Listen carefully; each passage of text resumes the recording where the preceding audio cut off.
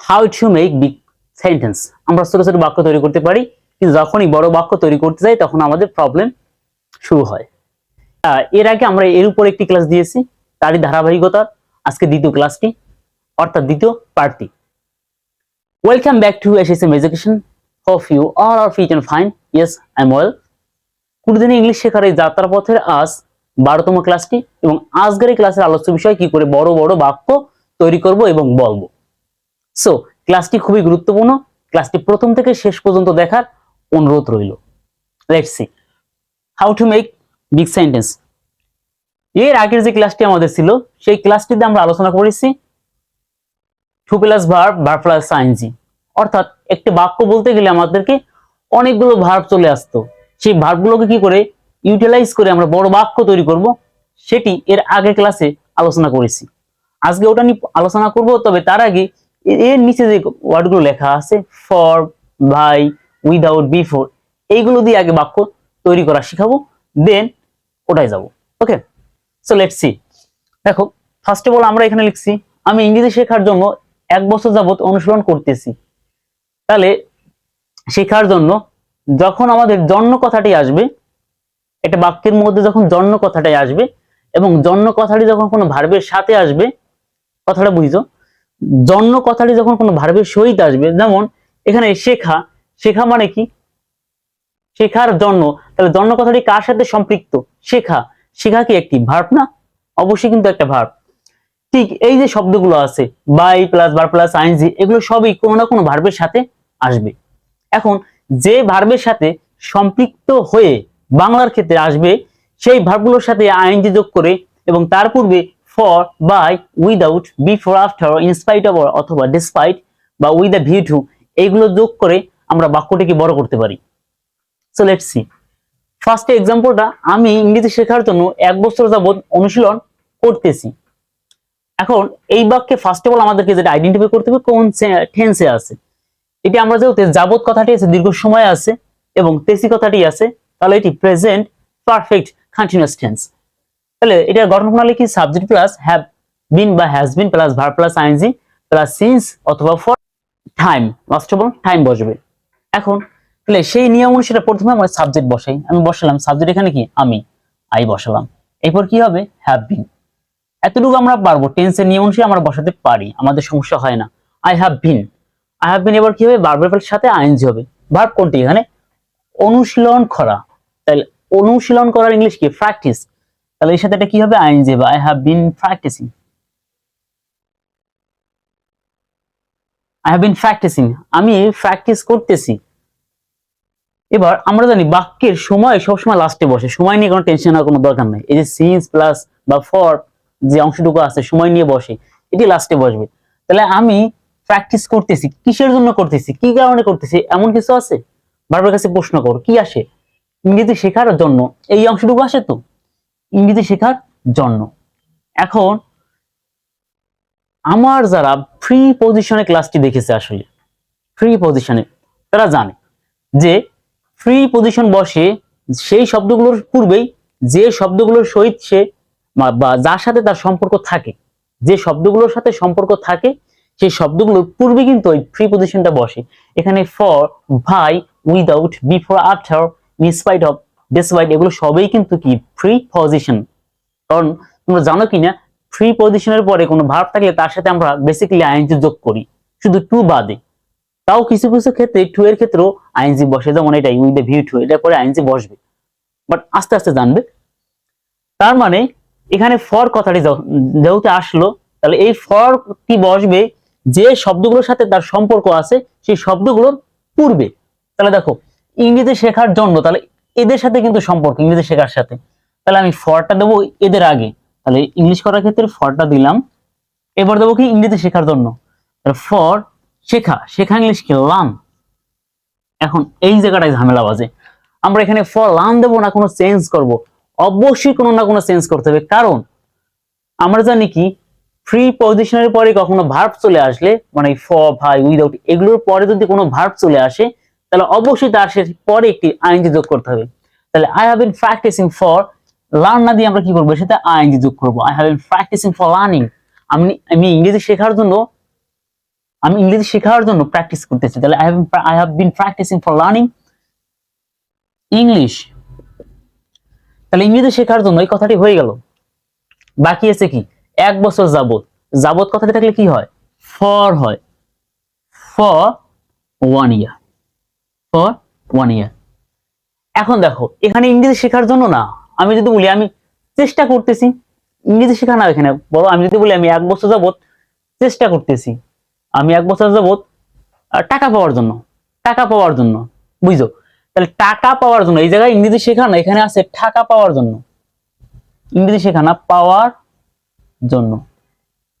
ঠিক জন্মটা আগে চলে আসবে ফর, তারপর ভার্ব চলে আসবে for getting money, for getting money. এবার যদি বলি জানার জন্য ফর নোয়িং, শোনার জন্য ফর লিসেনিং, এইভাবে দেখার জন্য for seeing, I went there for seeing, আমি সেখানে গিয়েছিলাম দেখার জন্য। যদি আমি জন্য কথাটা নিয়ে আসি, তাহলে বাক্যের মধ্যে জন্য দিয়ে বাক্য, একটা বাক্য তুমি বলবা সেখানে জন্য কথাটি ইউজ করবা, সেক্ষেত্রে অবশ্যই সে জন্যের সাথে যদি সম্পৃক্ত থাকে কোনো ভার্বের, সে ভার্বের সাথে আইএনজি দিয়ে আমরা বাক্যটাকে বড় করতে পারি। দেখো, বা আমি ভিডিওটি দেখতেছি, I am watching this video for learning English, English শেখার জন্য, ইংলিশ শেখার জন্য, ফর মেকিং সেন্টেন্স বিগ, বড় বাক্য তৈরি করার জন্য। এখন মূল বিষয়টা বুঝতে হবে, তুমি যদি এই মূল বিষয়টা একবার বুঝে যাও, বাক্য তুমিই তৈরি করতে পারবে, মুখস্থ করার কিছু নেই। I think clear. এটা যদি বুঝে থাকো, আই থিঙ্ক এটা নিজেই পারবে, আমি গ্যারান্টি। আর এটা না বুঝে থাকলে এটা পারবে না। দেখো এখানে কি আছে, একটি মানুষ বই পড়ার দ্বারা বা মাধ্যমে তার জ্ঞান বৃদ্ধি করে। অ্যাকচুয়ালি এই ফরটাও যে উদ্দেশ্যে ব্যবহার হয়, শুধু অর্থ অনুসারে আলাদা, যেভাবে ব্যবহার হবে বাইটাও সে একইভাবে, উইদাউট একইভাবে, বিফোর একই বা after, in spite of, despite of, with the view to, এগুলো একই ভাবে ব্যবহার হবে। অর্থাৎ এগুলোর পরে সবসময় ভার্বের সাথে আইএনজি হবে। দেখো তাহলে এটি পারো কিনা, জাস্ট সি। একটি মানুষ বই পড়ার দ্বারা বা মাধ্যমে তার জ্ঞান বৃদ্ধি করতেছে, তাহলে করতেছে কথাটি আছে প্রেজেন্ট কন্টিনিউয়াস। আমরা এরকম পারি, I eating, I am learning, আমি শিখতেছি, আমি খাচ্ছি, আই এম সেইং, আমি বলতেছি, বাট এখন তো ঝামেলা পড়ে যাবে, তাই তো ডোন্ট। তাহলে দেখো একটি মানুষ বই পড়ার দ্বারা বা মাধ্যমে তার জ্ঞান বৃদ্ধি করতে পারে। আমি প্রথম সাবজেক্ট দিই এ ম্যান, একটি মানুষ আমি বলছি, তাহলে এ ম্যান দিব, তারপর পারা অর্থে আমি ক্যান দিব, এটা মোডালস। আমি রুল স্টেটমেন্টে লিখে দিই, এটা মনে শেখানো হয় না, মানে বলা হয় না এই ব্যাপার নিয়ে, ভিডিও তৈরি করা হয়েছে, আমার আপলোড করতে মনে নেই আসলে। সাবজেক্ট প্লাস ক্যান বা খুট এরকম আসতে পারে, এরকম আমি এখন ক্যান দিয়ে আলোচনা করি, ক্যান যখন দিয়েছি প্লাস ভার্বের ওয়ান বসে প্লাস অবজেক্ট, এমন হয় আসলে। তাহলে এ ম্যান ক্যান, একটা মানুষ পারে, তারপর ভার্বের ওয়ান বসবে, ভার্ব কি বৃদ্ধি করতে, এখানে বৃদ্ধি করা ইনক্রিজ দেবে না, কারণ কেমন যেন হয়ে যায়, তুমি এনরিচ দেবে, জ্ঞান তো এনরিচ। তাহলে এ ম্যান ক্যান এনরিচ, বৃদ্ধি করতে পারে, হ্যাঁ কি বৃদ্ধি করতে পারে জ্ঞান। তাহলে a man can enrich knowledge, KNWLEDGE। Actually যখন আমরা কোন বাক্য গঠন করি তখন ভার্বটাকে খুব প্রাধান্য দিই, ভার্বের সাথে কথা বলে বলে বাক্যটাকে বড় করতে হয়। যেমন দেখো এ ম্যান ক্যান এনরিচ, একটা মানুষ পারে বৃদ্ধি করতে, কি বৃদ্ধি করতে পারে জ্ঞান বৃদ্ধি করতে পারে, অবজেক্ট পেয়ে গেলাম। এখন আসি কিভাবে, কিভাবেটা ওই অবজেক্টের পরে বসালে সুন্দর হয়। কিভাবে, তাহলে দেখো বই পড়ার দ্বারা বা মাধ্যমে, বই পড়ার দ্বারা বা মাধ্যমে, এই যে বাই মানে কিন্তু দ্বারা, বাই মানে হলো কি দ্বারা বা মাধ্যমে, যেভাবে আমি নেই। তাহলে বই পড়ার দ্বারা, আমি বলছিলাম বায়ু কি একটা প্রিপজিশন, তাহলে অবশ্যই এই বাইয়ের সাথে সম্পৃক্ত যে শব্দগুলো আছে তার পূর্বে বাই বসে যাবে। তাহলে দেখো এই বই পড়ার দ্বারা এর পূর্বে বসবে, আগে বসবে হলো বাই। তাহলে I a man can end his knowledge by, পড়া ভার্বটি আছে, তাহলে রিড দিতে পারবো না, কারণ আমি জানি কি বাইরের পরে ভার্বের সাথে আইএনজি সবসময়। তাহলে a man can end his knowledge by reading, the reading কি বুক, ব্যাস। তাহলে দেখো বাক্যটি বড় হয়ে গেল, a man can end his knowledge by reading book.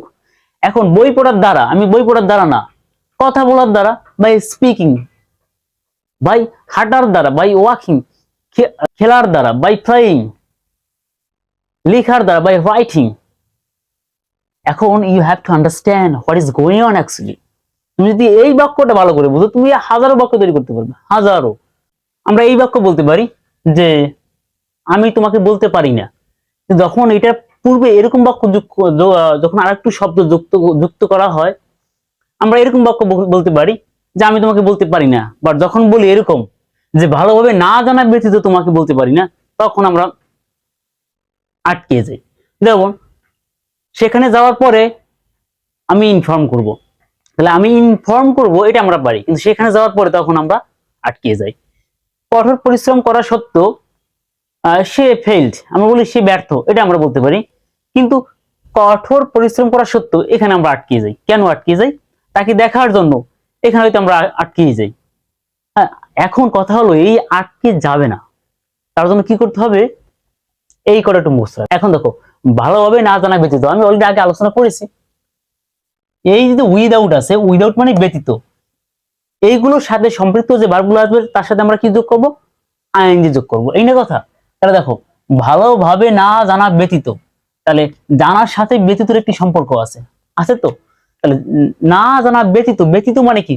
Without. ব্যতীত মানে হলো উইদাউট। এখন তাহলে ফার্স্ট অফ অল আমি উইদাউট দিলাম। দেখো, উইথ আউট, এইপর কি হবে? উইদাউট জানা। উইদাউট এর পরে কি হবে? নো হবে না, হবে কি? নোয়িং। কারণ আমি আগেই বলেছি যে এই ভার্ব, এগুলোর পরে যদি কোনো ভার্ব আসে তার সাথে আমরা আইএনজি যুক্ত করব। দেখো, উইদাউট নোয়িং, উইদাউট নোয়িং ভালোভাবে, প্রপারলি, উইদাউট নোয়িং প্রপারলি। এখন তুমি যা ইচ্ছা যোগ করো, উইদাউট নোয়িং প্রপারলি। এখন তুমি যে সেন্টেন্স বলবে শুধু সাবজেক্ট আর ভার্বটা বসাও। আবার আমি যদি বলি উইদাউট গেটিং, না পাওয়া পর্যন্ত, উইদাউট হিয়ারিং, না শোনা পর্যন্ত, উইদাউট ওয়ার্কিং, কাজ করা না ব্যতীত। সো এতটুকু যদি আমরা পারি তাহলে বড় বাক্য আমরা তৈরি করতে পারবো। এই জায়গাটাই আমাদের সমস্যা হয় আসলে। তাহলে দেখো, without knowing properly I can say, আমি বলতে পারি না, আই ক্যান্ট সে, আমি বলতে পারি না। তাহলে দেখো, এইগুলোর সাথে আমরা আইএনজি যোগ করে বাক্যটাকে বড় করতে পারি। সেখানে যাওয়ার পরে, তাহলে পরে কথাটা থাকলে আমার কি আনতে হবে? আফটার।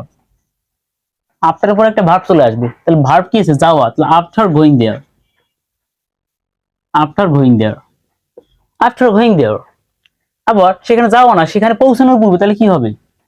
আফটার রিচিং দেয়ার, আফটার রিচিং দেয়ার।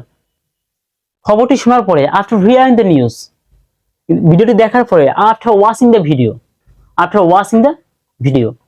তাহলে এখন এরপর তুমি সাবজেক্ট আর ভার্ব বসে বাক্যটাকে বড় করে দাও। দেখো, আফটার গোয়িং দেয়ার আইল ইনফর্ম ইউ, আমি তোমাকে জানাবো। কঠোর পরিশ্রম করা সত্ত্বেও মানে ইনস্পাইট অফ বা ডেসপাইট নিয়ে আসবো, যে একটি আনলেই হবে। তাহলে দেখো, ফার্স্ট অফ অল আমি কি আনবো? কঠোর পরিশ্রম করা সত্ত্বেও, তাহলে ইনস্পাইট অফ দিলাম, ইনস্পাইট অফ, ইনস্পাইট অফ। এবার ভার্ব আছে কি? পরিশ্রম করা, ইনস্পাইট অফ, আচ্ছা করা, ডুইং, ডুনা দিয়ে কি দেবে? ডুইং। ইনস্পাইট অফ ডুইং কি? কঠোর পরিশ্রম, hard work, hard work. In spite doing hard work, he failed, সে ব্যর্থ হয়েছিল। এখন এরপর তুমি সাবজেক্ট প্লাস ভার্ব, তোমার যে বাক্যগুলো বলতে চাও জাস্ট শুধু সাবজেক্ট প্লাস ভার্ব মেইনটেইন করে বসিয়ে দাও। ভালো কথা, এটাকে যে প্রথমেই বসাতে হবে এমন কোনো কথা না, বাক্যের পরেও বসাতে পারি। He failed in spite of doing hard work, এমনও বলা যায়। যেমন আফটার গোয়িং দেয়ার আইল ইনফর্ম ইউ, আমি বলতে পারি I'll inform you after going there, পরও যুক্ত করা যায়। সো এইভাবে বাক্যটাকে বড় করার প্র্যাকটিস করতে হবে, উই হ্যাভ টু প্র্যাকটিস। তাকে দেখার জন্য, তাহলে আমি কি দেবো? With a view to, with a view to, with a view to দেখার জন্য, তাকে দেখার জন্য, উইথ ভিউ টু দেখা ইংলিশ কি? See, with view to see her অথবা হিম, যাই দে। With a view to seeing her I went there, আমি সেখানে গেছিলাম। আই মেট হিম, আমি তার সাথে সাক্ষাৎ করেছিলাম। কত কি হয়। এখন বাক্য বড় করার এটা হলো একদম মেইন ওয়ে। সে পরীক্ষার তারিখ জানার পর বই পড়া শুরু করেছে। কোন টেন্সে আছে? প্রেজেন্ট পারফেক্ট টেন্সে আছে। ভয় পাওয়ার কিছু নেই। দেখো, বড় বাক্য দেখে ভয় পাওয়া যাবে না। আমি টেন্স অনুসারে আগে বসাবো, কি বসাইলাম, তারপর কি দেবো? হ্যাজ দেবো। শুরু করা, এটা হলো ভার্ব, মেইন ভার্ব। তাহলে স্টার্টেড, হি হ্যাজ স্টার্টেড মানে হলো কি? সের কাজ শেষ, শুরু করেছি কাজ শেষ। তাহলে সে শুরু করেছে, এতটুকু শেষ। কি শুরু করছে? বারবার কাছে প্রশ্ন করো। বই পড়া, তাহলে কি দেবো? রিড, রিড বুক।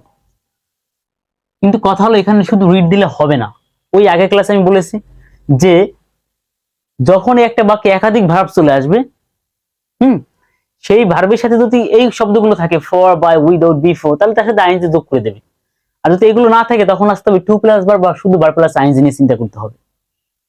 দেখো এখানে ওগুলো কিছু নেই, বই পড়া, যেহেতু এগুলো কিছু নেই, তোমার ফর, বাই, উইদাউট, বিফোর এগুলো কোনো শব্দ নেই, তাহলে এখন এটাকে কি করতে হবে? দেখো তো এই শব্দগুলো শেষে কি আছে? পড়া, আ, এ তো আসলে আমি দিতাম টু প্লাস ভার্ব, বাট আছে কি এ অ আ, সেক্ষেত্রে আমি দেবো কি এটার সাথে কি আইএনজি দেবো। রিড মানে এলো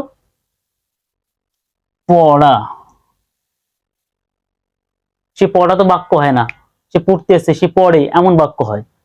তাহলে he has started reading book, সে বই পড়া শুরু করেছে।